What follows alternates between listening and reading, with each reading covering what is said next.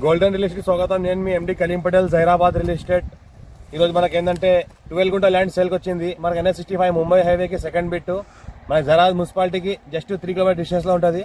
మనకి ఏంటంటే 12 గుంట ల్యాండ్ సేల్కి వచ్చింది. మనకు 4 లక్షల గుంట అంటున్నారు. లైట్గా నెగోషియబుల్ అయ్యే అవకాశం డైరెక్ట్ ఫార్మర్ దగ్గర ఉంది. ఇన్వెస్ట్మెంట్ కోసం, అగ్రికల్చర్ కోసం, ఫార్మర్స్ పర్పస్ చాలా బెస్ట్ ప్రాపర్టీ. ఇంకోటి ఏంటంటే మన NH65 ముంబై హైవే నుంచి మనకు second bit, 33 feet map road Akshavada దారికి ఫస్ట్ బిట్.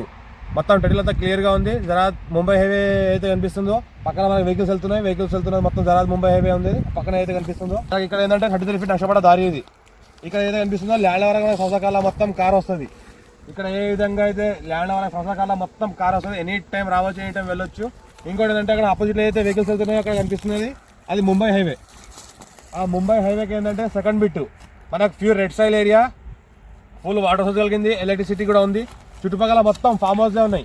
ఇంకోటి ఏంటంటే చిన్న ఫామ్ హౌస్, చిన్న గెస్ట్ హౌస్ చేసుకోవాల్సిన చాలా బెస్ట్ ప్రాపర్టీ.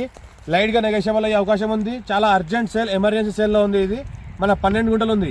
4 లక్షల గుంట అంటున్నారు. లైట్గా నెగోషియబుల్ అయ్యే అవకాశం ఉంది కాబట్టి టైటిల్ మొత్తం క్లియర్గా ఉంది. Square bit, direct farmer, gate fencing వేసుకొని చిన్న ఫామ్ హౌస్ కూడా చేసుకోవచ్చు. Mumbai second bit. ఫ్యూచర్లో మళ్ళీ చిన్న ఏమైనా గెస్ట్ హౌస్ కానీ, వేర్ హౌస్ కానీ, గోదాములు కానీ ఏమైనా కట్టుకోవచ్చు. జరాబాద్కి జస్ట్ 3 కిలోమీటర్ డిస్టెన్స్లో ఉంటుంది. ముంబై సెకండ్ బిట్లో ఉంటుంది. డిస్ట్రిక్ట్ సంగారెడ్డి వస్తుంది మనకు.